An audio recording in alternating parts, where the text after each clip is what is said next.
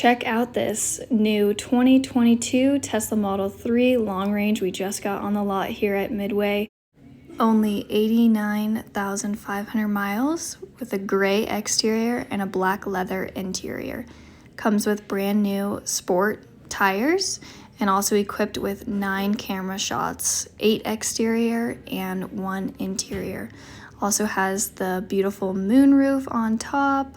I'm showing you here, and I'm going to open up the trunk and you get 15 cubic feet in the trunk. Comes with that charging cable and a little extra storage right below that. Also, those seats are able to go down to give you some more room if you need it. To open up the front, you just gotta pop in and hit the front button. It pops up kind of like a normal car. You jump out. It has a protective plastic case up front, but that extra storage, it's actually 3 cubic feet in the front, is super, super awesome. And like I said, it is fresh on the lot. We have it for $34,325. And I'm gonna have Matthew take us through the inside.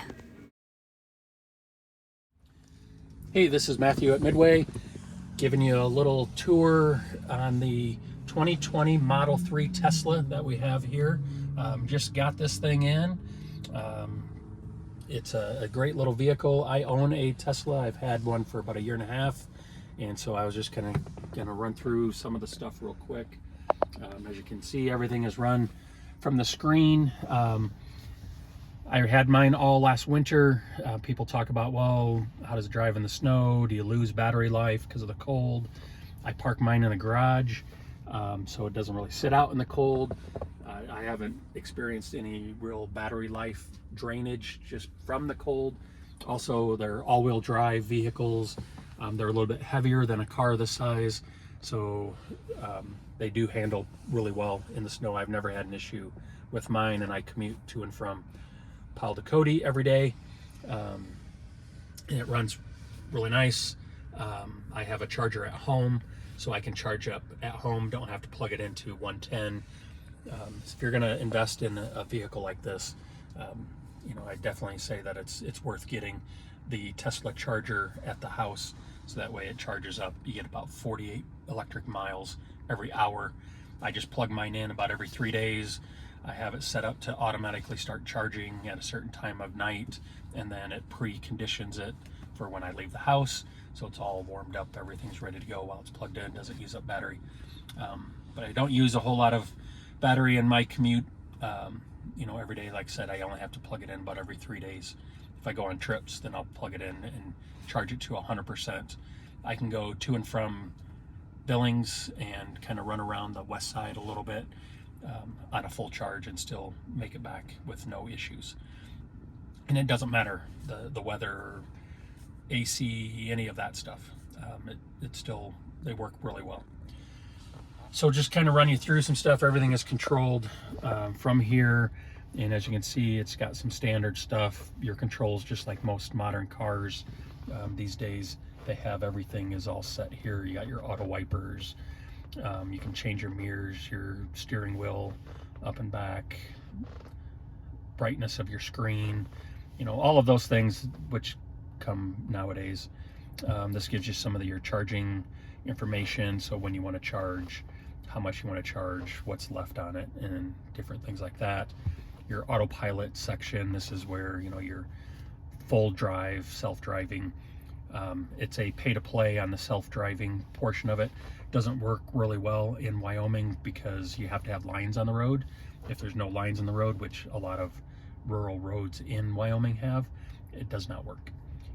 The auto steer is driver assist, so it's just like some of the modern cars. It'll keep you in the lane. You still have to have your hands on the wheel. It'll only do it for so long. It also does your cruise control, and it's adaptive, so as you approach a slower vehicle, it will slow you down. Basically, you can't run into anything. I use it all the time, and it's pretty nice, and everything that I have to do makes driving a lot less stressful. Your locks, your key, so this is the Tesla key, and then once you buy it, you can also set it up so your phone is the key, and that's how I run mine. Lights is just kind of in here, your dome lights, parking lights, just basic settings display settings are here. This will tell you some of your trips and how much energy you're using. After you've owned it for a while, you can kind of see what you got. So this unit has 89,000 miles on it. It has a full factory warranty with battery up to 100,000 miles. And also Tesla comes out. They don't come out for everything, but I've had them come out twice to service my vehicle, and they just send the service rep to wherever my vehicle is. Your navigation stuff, again, just some settings. Sentry mode just means that it has cameras on it, and if you have it turned on, if someone approaches your vehicle, it starts to record so you can see stuff like that. Your service things, again, shows you a lot of different stuff. If you have the towing ability on the package, you can click that. Tell you about wheels and tires. When you rotate them, you just have to reset that. There's a car wash mode. Owner's manual is all electronic. Everything is in there. This software upgrades, it pretty much automatically does that. There's a lot of times I'll get a notification that there's a new software upgrade, and I usually just set it to happen at night, because while it's doing the upgrade, you can't drive your vehicle. All right, so let's take her for a little spin here. So you just press down to put it in drive and start to go. So we have it set right now in chill mode, which is just basically standard. Steering mode is in sport. I like that a little bit better because the steering wheel is a little bit tighter. It's not as loose when you're driving and stuff. And then stopping mode we have set for hold. So like right now, I don't have my foot on the brake or the gas, and we're on hold, we're stopped. So it won't let me go until I press the gas again, and then it'll hold us again. And we're also in regenerative braking is standard. So that means as I approach, it's going to slow me down. So we're just gonna come up to the stop sign up here. My speedometer drives just like anything else. You can see it's pretty quiet, pretty run straight. So right about here, I can take my foot off the gas, not pressing anything. You can see it will eventually bring me to a stop, and then I don't have to use the brake for that. So we're gonna come to the stop sign right here, and we're gonna go into standard mode. We're gonna let this lady cross the road in front of us, and then this will kind of show you a little bit about the acceleration that can come from that. So we're at a dead stop right now, and now we're not.